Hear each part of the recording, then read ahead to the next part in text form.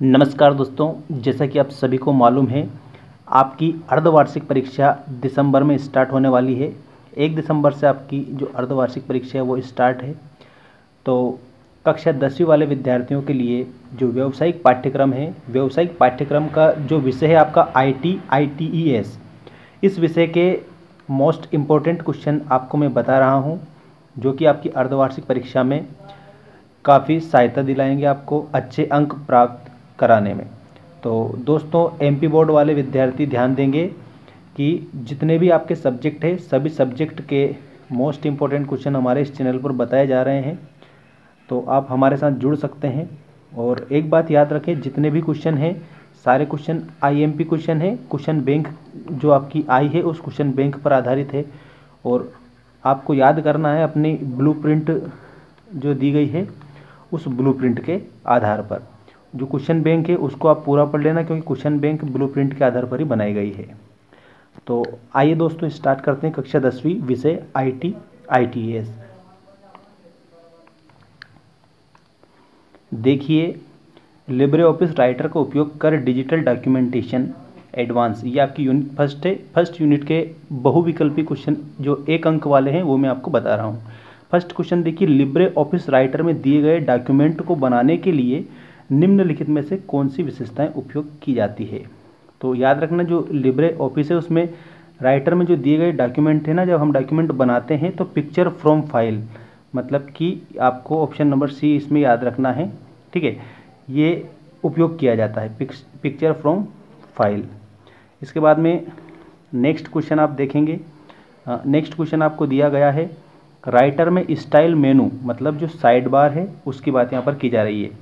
तो राइटर में स्टाइल मेनू काम करने के लिए विकल्प प्रदान करता है। कौन कौन से विकल्प प्रदान करता है? अगर प्रश्न आया कि राइटर में स्टाइल मेनू कौन कौन से विकल्प प्रदान करता है, तो आप इसमें लिखेंगे पैरा स्टाइल लिखेंगे एक तो, ठीक है, उसके बाद में फ्रेम स्टाइल लिखेंगे, फिर पेज स्टाइल लिखेंगे। ठीक है, इस प्रकार से इसका जो करेक्ट आंसर होगा आपका उपरोक्त सभी हो जाएगा। ठीक, तो यहाँ पर आपको ध्यान देना है, आपका जो सेकंड क्वेश्चन है इसका उपरोक्त सभी all of these.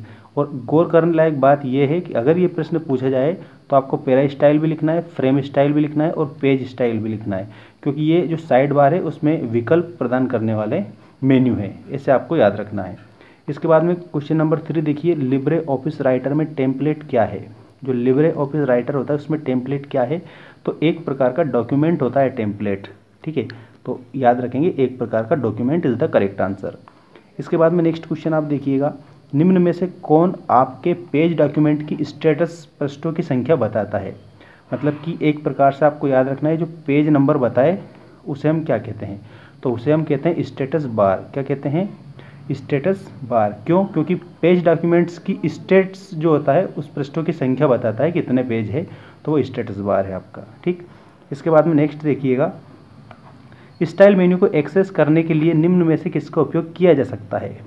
Style menu को एक्सेस करने के लिए याद रखना, अगर हम स्टाइल मेन्यू जो है, स्टाइल मेन्यू को अगर हम एक्सेस कर रहे हैं ना, तो उसके लिए निम्न चीज़ों को आप याद रख सकते हैं। F11 फंक्शन जो की है आपकी कीबोर्ड जो है, कीबोर्ड में दे रखिए ऊपर ही ऊपर, F11 फंक्शन कुंजी को आप दबा सकते हैं। साइड बार मेन्यू के माध्यम से भी एक्सेस कर सकते हैं और टूल बार फॉर्मेटिंग के माध्यम से भी आप एक्सेस कर सकते हैं। ठीक है, तो इसमें आपको याद रखना है उपरोक्त सभी इज द करेक्ट आंसर। इसके माध्यम से क्या होता है, स्टाइल मेन्यू को एक्सेस करने के लिए इन सभी का हम उपयोग कर सकते हैं। F11 फंक्शन कुंजी का भी उपयोग कर सकते हैं, साइड बार मेन्यू के माध्यम से भी हम उसको एक्सेस कर सकते हैं और टूल बार फॉर्मेटिंग के माध्यम से भी एक्सेस कर सकते हैं।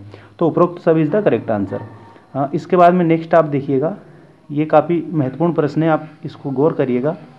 पृष्ठ की पृष्ठभूमि में जो टेक्स्ट या इमेज धुंधली मतलब फेंटली दिखाई देती है उसे क्या कहा जाता है। जैसे मान लीजिए अब आपके सामने ये जो इंटरफेस नज़र आ रहा है ना, अगर यहाँ पर धुंधली कोई सी भी चीज़ लिखी हुई हो तो उसे हम क्या कहते हैं? तो याद रखना उसे वाटर मार्क कहा जाता है।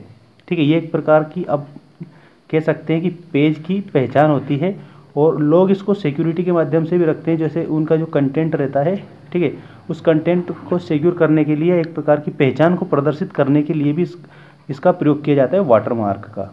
ठीक है, वाटर मार्क में बिल्कुल लोगो भी हो सकता है और लोगों के अलावा कोई सी भी कंटेंट की लाइन हो सकती है, किसी का भी नाम हो सकता है, या आप याद रख सकते हैं। ठीक है, तो ये क्या है, पृष्ठ की पृष्ठभूमि में टेक्स्ट या इमेज धुंधली दिखाई देती है उसको वाटरमार्क बोला जाता है। ऐसे आप इस क्वेश्चन को याद रखेंगे। इसके बाद में नेक्स्ट आप क्वेश्चन देखिएगा।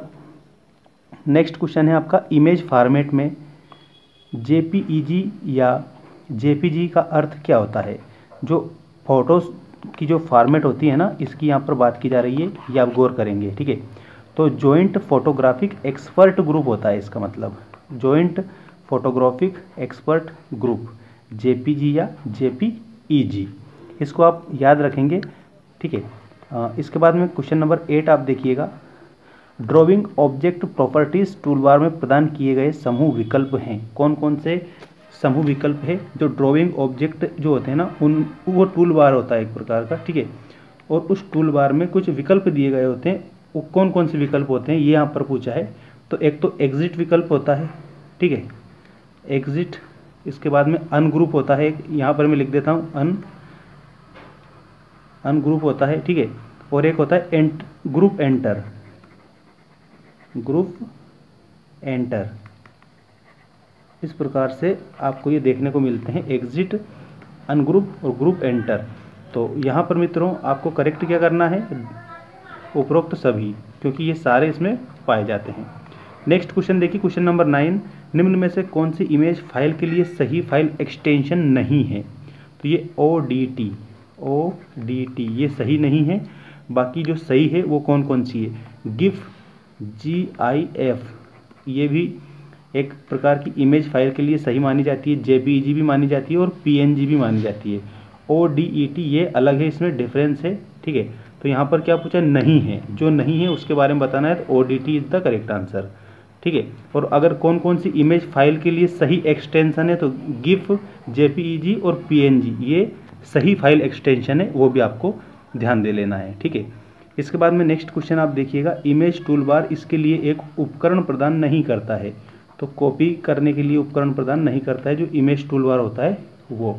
इसके बाद में 11 क्वेश्चन देखिए, निम्नलिखित में से कौन सा संपूर्ण डॉक्यूमेंट चुनने के लिए शॉर्टकट कुंजी है। जैसे मान लीजिए ये पूरा डॉक्यूमेंट लिखा हुआ है, अगर हमें पूरे को सिलेक्ट करना है तो उसके लिए कंट्रोल ऑल आप जैसे ही दबाएंगे तो आप सभी को सिलेक्ट कर सकते हो, CTRL कंट्रोल प्लस A, इस प्रकार से आप दबाएंगे ना उस कुंजी को, साथ में कंट्रोल और उसके साथ में A ये दबाएंगे ना आप, तब क्या होगा, सारा जितना भी ये जो लिखा हुआ है सारा का सारा सिलेक्ट हो जाएगा।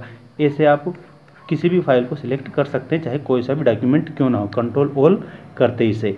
इसके बाद में देखिएगा नेक्स्ट क्वेश्चन आपको दिया गया है, टेम्पलेट डायलॉग बॉक्स खोलने के लिए निम्नलिखित में से कौन सी शॉर्टकट कुंजी है। तो इसमें आपको याद रखना है shift plus control plus N, ये टेम्पलेट डायलॉग बॉक्स खोलने के लिए शॉर्टकट है। इसके बाद में टेम्पलेट डायलॉग बॉक्स खोलने के लिए विकल्पों में से कौन सा अनुक्रम सही है। तो फाइल, उसके बाद टेम्पलेट्स और उसमें मैनेज टेम्पलेट्स, इस प्रकार से आप जा सकते हैं, ठीक है। तो मित्रों आपको ये जो क्वेश्चन मैं बता रहा हूँ काफ़ी महत्वपूर्ण क्वेश्चन है, और 15 क्वेश्चन आज हमने डिस्कस करना है। एक तो ये 2 क्वेश्चन और दिए गए हैं, ये और कंप्लीट करें। इसके बाद रिक्त स्थान में आपको नेक्स्ट वीडियो में बताऊंगा, और जो 3 अंक के जो आपके क्वेश्चन है वो भी नेक्स्ट वीडियो में आपको बताए जाएंगे। तो हमारे साथ जुड़े रहिए और देखते रहिए वीडियो, जिससे आपकी परीक्षा की तैयारी सुनिश्चित हो सके। और मोस्ट IMP चीज़ें मैं आपको बता दूंगा, ताकि परीक्षा में जो पूछी जाए वही आप काम याद करें, मतलब जितना भी है वही अच्छे से याद कर लेंगे, ठीक है। देखिए क्वेश्चन की ओर बढ़ते हैं। डॉक्यूमेंट में किए जा रहे परिवर्तन की रिकॉर्डिंग करने हेतु निम्नलिखित में से कौन सी शॉर्टकट कुंजी है। तो control plus shift plus C, ये क्या है, रिकॉर्डिंग शुरू करने के लिए कंट्रोल शिफ्ट और C अगर जैसे ही आप दबाएंगे इस कुंजी को तो रिकॉर्डिंग आपका स्टार्ट हो जाएगा। 15वां क्वेश्चन देखिए, निम्नलिखित में से किस मेनू में ट्रैक परिवर्तन विकल्प है। जो ट्रैक परिवर्तन विकल्प होते हैं वो एडिट मेन्यू में पाए जाते हैं, ठीक है। ऐसे लिखा होता है एडिट मेन्यू, और जैसे ही आप एडिट मेन्यू पर क्लिक करेंगे तो ट्रैक परिवर्तन विकल्प आपको देखने को मिल जाएंगे, ठीक है। दोस्तों मिलते हैं नेक्स्ट वीडियो में। Thanks for watching, take care all of you.